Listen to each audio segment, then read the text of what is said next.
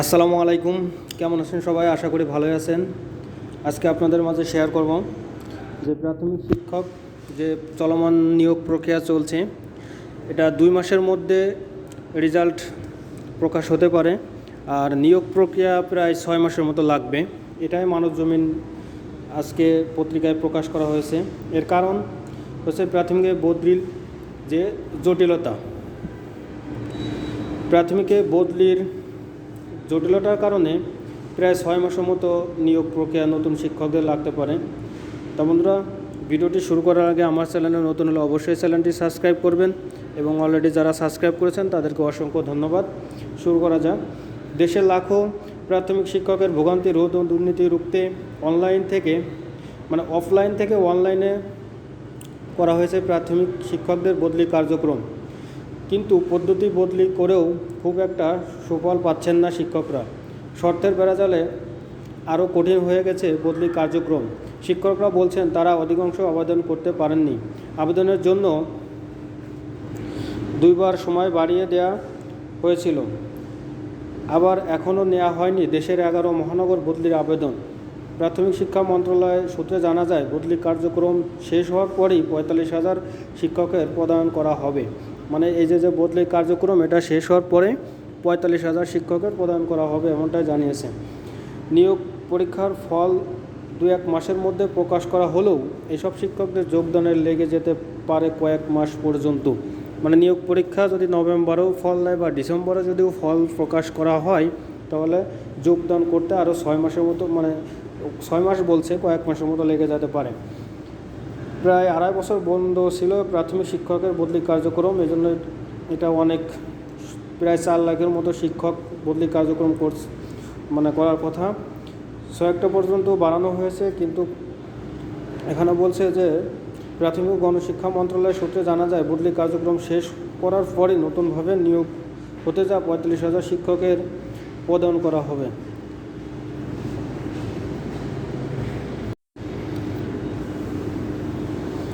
বদলি কার্যক্রম শেষ করার পরই নতুনভাবে নিয়োগ হতে যাওয়া 45,000 শিক্ষকদের প্রদান করা হবে।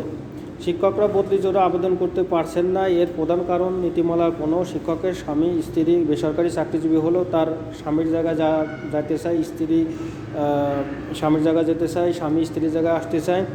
আবার পূর্বের নির্দেশনা উপজেলা 20% শিক্ষক বদলির নিয়ম ছিল, বর্তমানে তা করা হয়েছে অর্ধেক। 4 লাখের মতো শিক্ষক থাকার পরও 26,000-এর মতো আবেদন করছে মাত্র। এখন কয়েকজন শিক্ষকের সঙ্গে কথা বলে জানা যায়, দীর্ঘ সময় বন্ধ থাকার পর এই বদলি কার্যক্রম শুরু হলো। স্বস্তিতে নেই শিক্ষকরা, কারণ তারা বদলি অনেকে অনলাইনে করতে পারতেছে না, কারণ অনেক শর্ত আছে। এই শর্তের বেড়াজালের জন্য তারা পারতেছেন না। বাংলাদেশ প্রাথমিক শিক্ষা সমিতি মোহাম্মদ আনারুল ইসলাম তোতা বলেন, বদলি এই নীতিমালার কারণে অধিকাংশ শিক্ষক আবেদন করতে পারেননি। শিক্ষকদের দুর্ভোগ লাঘবে নীতিমালা সংশোধনের জোর দাবি জানাচ্ছি। তিনি জোর দাবি জানাচ্ছেন যে এই ধরনের নীতি চেঞ্জ করে পরবর্তী নীতি দেওয়ার জন্য। আবার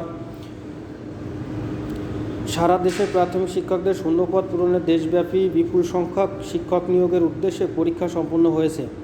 কয়েক দফা ফল প্রকাশের সময় ঘোষণা করা হলেও সর্বশেষ নভেম্বরে ঘোষণা করা হবে বলে জানানো হয়। মন্ত্রণালয় সূত্রে জানা যায়, শিক্ষক নিয়োগের এই ফল প্রকাশের জন্য প্রস্তুত শেষ পর্যায়ে। এই বছরে ঘোষণা করা হবে পরীক্ষার ফল, এটা নভেম্বর ডিসেম্বরে হতে পারে, যেহেতু এই বছরে বলছে। তবে ভবিষ্যৎ জটিলতা এড়াতে বদলি কার্যক্রম পরেই প্রদান করা হবে নতুন শিক্ষকদের। ভবিষ্যতে যাতে আর এই ধরনের জটিলতা না হয়, এই জন্য শিক্ষক বদলি কার্যক্রম শেষ হওয়ার পরে তাদেরকে যোগদান করানো হবে। এটা লেগে যেতে পারে আরও 6 মাস, এখানে সেটাই বলছে, 6 মাসের মতো লাগতে পারে। এটা হচ্ছে ভিডিওর মূল বিষয়। এখানে বদলির জন্য কি কি সমস্যা আছে সেইগুলো আলোচনা করছে। তো বন্ধুরা, ভিডিওর মূল বিষয় আজকে ছিল যে বদলি কার্যক্রমের জন্য নিয়োগ পরীক্ষার ফল অবশ্যই 2-1 মাসের মধ্যে দিতে পারে, কিন্তু যোগদান হয়তো 6 মাসের মতো লাগতে পারে, সেই কথাই এখানে বলছে মানবজমিনে। তো বন্ধুরা, ভিডিওটি আজ এই পর্যন্তই। যদি ভালো লেগে থাকে অবশ্যই লাইক, কমেন্ট, শেয়ার করবেন এবং পাশে থাকা বেল বাটনটি চাপ দিয়ে রাখবেন পরবর্তী নোটিফিকেশনের জন্য। ধন্যবাদ সবাইকে। আসসালামু আলাইকুম।